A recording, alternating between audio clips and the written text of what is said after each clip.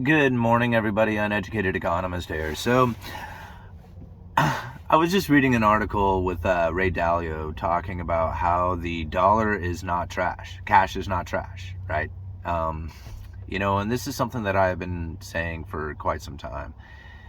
And it's not a surprise to find articles like this, to find how many people are looking at the dollar and seeing a dollar strengthening going into the future. And it's really hard to wrap your head around when you have so much inflation talk taking place.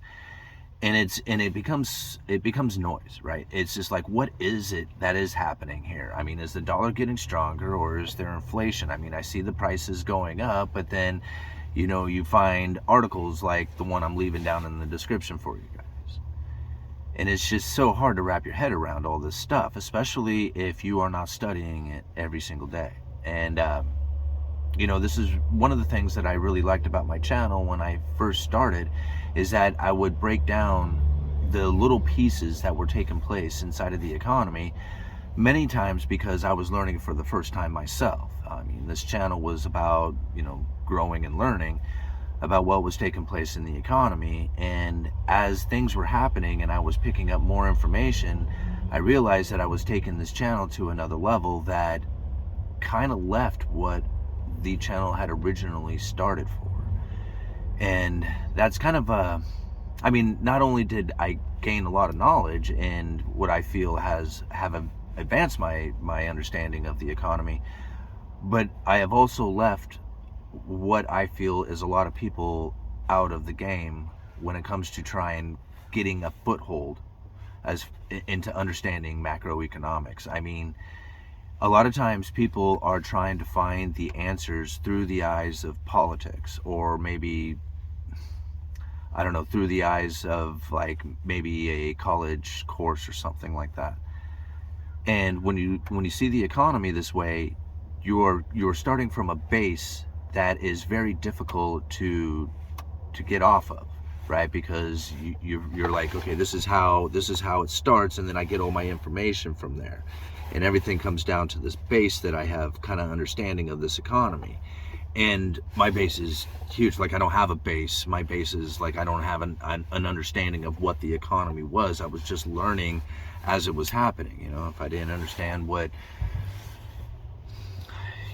fractional reserve banking was, that was one of the first things that I had learned with the central banking system.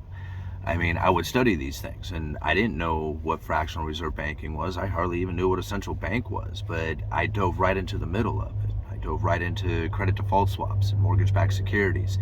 I mean, I would read stuff and have no idea of what they were talking about. And so if I read a sentence that I didn't understand, I would read it over and over again and go and research the maybe the words that they were using in the sentence, until I finally understood what was being said.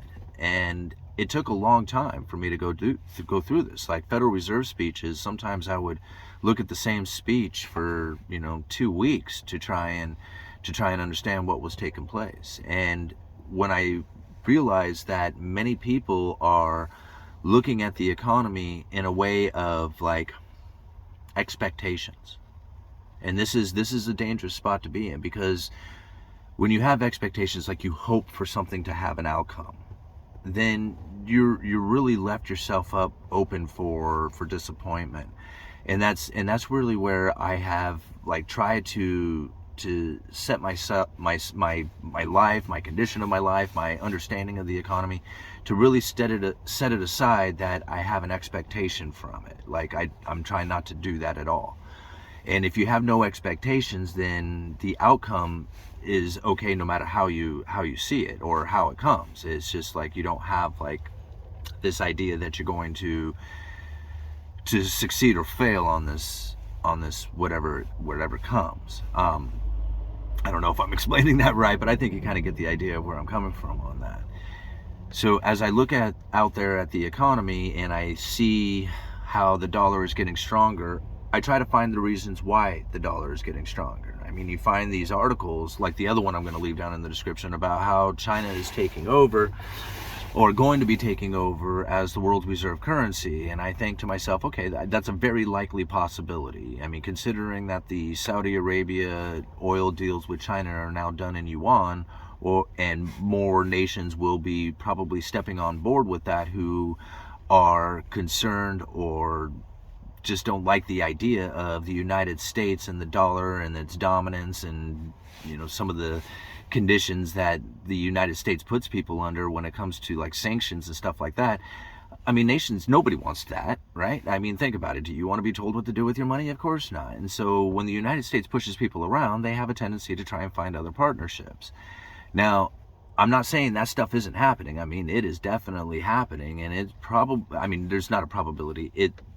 The likelihood of the dollar losing its world reserve currency status is incredibly high. And the reason is because there is no nation that's been able to hold on to a world reserve currency indefinitely, right? It always fails at some point, and the reason is because the nations will fail. And no great nation has ever risen without fallen, and basically you can just go and look at it. It's the dive into luxuries. It's the move into the world dominance as far as being in charge of wars, being in charge of shipping channels, being in charge of manufacturing. These are the things that provide a nation with the standard of living that it has. I mean, people were wondering why it is that the United States has the highest standard of living. It's because we were producing and selling everybody all our stuff, and they were sending us all their money. And what else is going to happen other than a higher standard of living from that?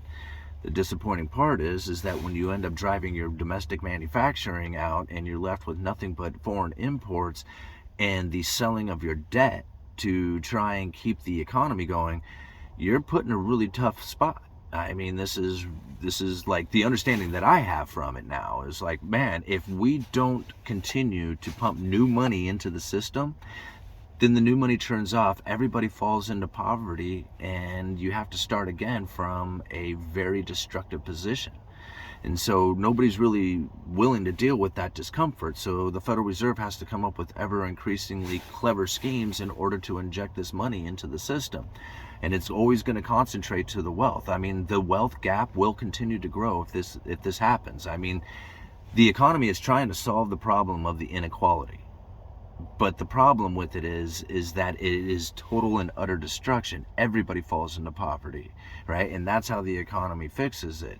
So when we enjoy the conveniences, the pleasures of life that we do, it's not something that we should take for granted when you think about what the Federal Reserve is attempting to do. Like, I'm not saying it's a good deal. Like, I'm prepared for the Federal Reserve I'm prepared to end the Fed. Right? I'm prepared to go into crypto. I'm prepared to go to precious metals or whatever it is. Like, I have thought about what these conditions may look like, and I am prepared. Like, let's move into that. Let's see what it looks like. I'm willing to try it, but I don't think the rest of the nation is, and I'm pretty sure that nobody else has thought. Well, I shouldn't say nobody.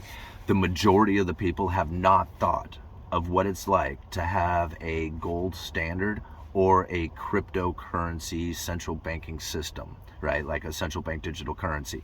Most people have not thought about what that would look like. And because they have not thought about what that would look like, they don't understand the pain that would come from trying to go to a gold standard. Everybody says like, hey, this would be a great deal to go to. And in my opinion, yes, it would be. We would have a very stable economy if we were able to go to a gold standard. There would be booms and bust cycles due to the business cycle that comes from it when you have a concentration of money, and then it would be a redistribution of it again. But when you have this fiat currency system, you have a concentration of wealth, but you never have the redistribution like you would when you have a gold standard, because the gold standard actually has to redistribute the money.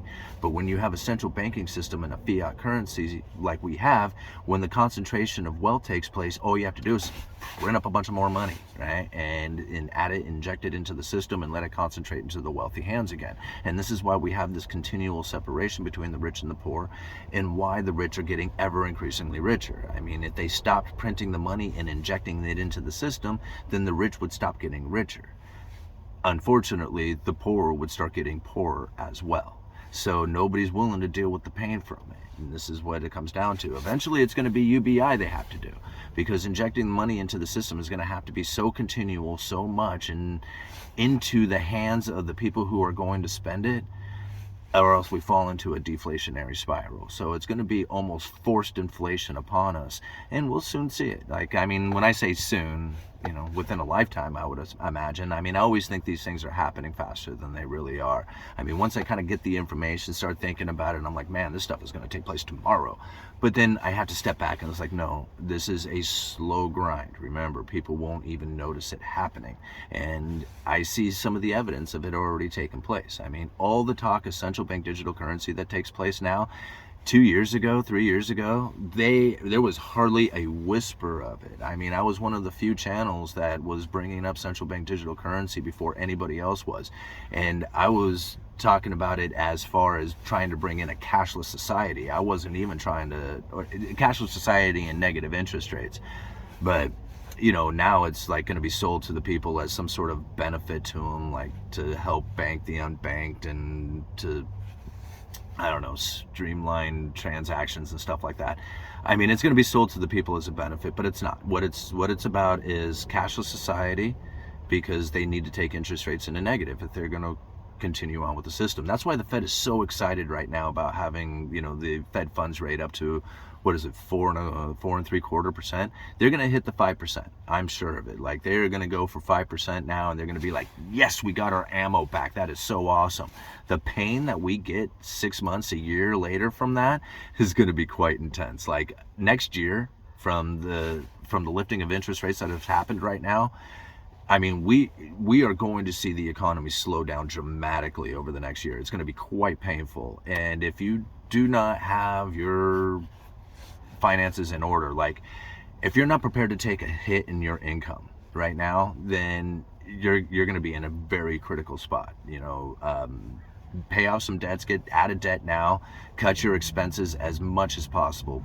Like I said, think about the Fed funds rate. Look at what they have just done to it, and think about like a 6 months to a year from now, and also think back 6 months to a year from today, past, right? Because where was the Fed funds rates then? They were just getting them into like neutral, right? So we're like just exiting the neutral economy right now, moving into a restrictive. Think about that. We are just now moving into a restrictive economy, and I can't imagine what next year is going to be like once the restrictive economy turns into a full-on, like, you know, Fed funds rates reaching the 5% level kind of thing. That's going to be quite impactful to the economy. I don't even know what it's going to look like. I mean, but I'd imagine that the dollar is going to be much stronger during that time than it is today. And that's why Ray Dalio, I think, is saying it too, is because he knows next year the dollar is going to be stronger. I mean, I couldn't tell you how far it's going to go, what it's going to do, but yeah, I'm not necessarily looking forward to it, but again, like, you know, up, down, sideways, whatever, I'm trying to condition my life to not be impacted by the changes that take place, but just be more like understanding and aware of what is happening. All right, I gotta go to work. Uneducated economist, you guys let me know.